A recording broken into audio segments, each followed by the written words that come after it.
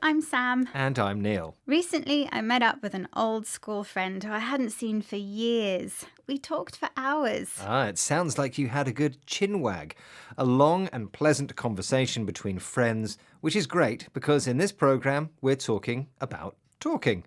We'll be discussing conversations, the exchange of ideas, thoughts and feelings that happens when people talk to each other. And as usual, we'll be learning some new vocabulary as well. With the rise of Twitter and social media, which encourages us to give our opinion on a subject without always listening in return, some think the art of conversation is being lost. But luckily, there are still millions of us who love to talk, chat, chinwag and chatter away. In fact, in 2012, a competition in Latvia broke the world record for the longest telephone conversation. So, Neil, my question is this. How long did this record-breaking conversation last? Was it A, 24 hours and 4 minutes, B, 54 hours and 4 minutes, or C, 84 hours and 4 minutes? I'll guess A, 24 hours and 4 minutes, after which they probably fell asleep. Okay, Neil, I'll reveal the correct answer later in the programme. During a long career, DJ and BBC radio presenter Nihal Arthanaika has had conversations with hundreds of people. Now he's used these experiences to write a book entitled Let's Talk, How to Have Better Conversations. Here, Nihal tells another radio presenter, Michael Rosen of BBC Radio 4's Word of Mouth, about the influence of his mother, who also loved talking to people in her job as a nurse. Well, it gave me the sense that you are enriched by listening. And this was, of course, pre-social media, which has, of course, encouraged us to project, to transmit more than receive. So it meant that I guess I was conscious of the experiences of others and wanted to try and understand them. Also, partially, Michael, it was a survival instinct because I was a little brown boy in a predominantly white school, a state school in the 1980s. For Nihal, good conversation involves listening as much as speaking. By listening, we find out things about the person we're talking to, which in turn help us understand ourselves.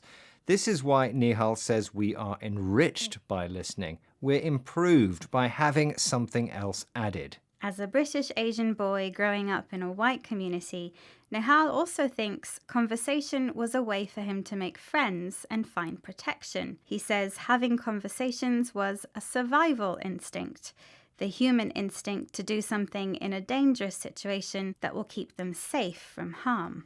Nihal sees an important difference between listening simply to reply and listening to understand. When we listen to reply, we're thinking about the next thing we want to say more than trying to understand the other person's point of view. Listening to understand, on the other hand, helps build bridges, improve relationships between people who are very different or do not like each other. Here's Nihal again in conversation with BBC Radio 4's Word of Mouth.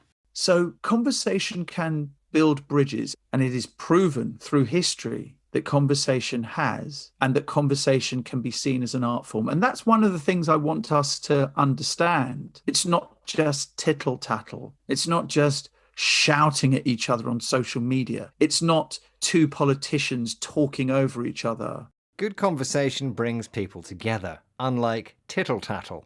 Talk about other people's lives that is usually unkind, disapproving, or untrue. And good conversation involves taking turns, not talking over someone, trying to silence people by talking more loudly, forcefully, and persistently than them. Hopefully, Nihal's tips can help us all have better conversations, encounter new ideas, and make friends. So, Sam, did you do any of these things when you met up with your old school friend? I think so. We both listened to each other. There was no tittle-tattle, but a little bit of gossip. Before we knew it, a couple of hours had passed, but not as much time as those record-breaking telephone conversations I mentioned earlier. Yes. In your question, you asked how long the world's longest telephone conversation lasted. I guessed it was an incredible 24 hours and 4 minutes. Was I right? Well, Neil, I'm afraid that was the wrong answer. In fact, the record-breaking conversation lasted 54 hours and 4 minutes.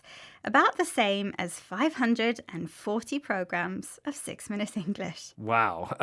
Okay, let's recap the vocabulary we've learned from this program on the art of good conversations, starting with chinwag, a long and pleasant conversation between friends. When something is enriched, it's improved by having something else added to it. The survival instinct is the basic instinct in humans and animals to do something in a dangerous situation that will keep them alive. If you build bridges, you improve relationships between people who are very different or do not like each other. Tittle-tattle is talk about other people's lives that is usually unkind, disapproving, or untrue. And finally, if you talk over someone, you silence or drown them out by talking more loudly than them. That's the end of our conversation, but remember to join us soon for more trending topics and useful vocabulary. Bye for now. Goodbye.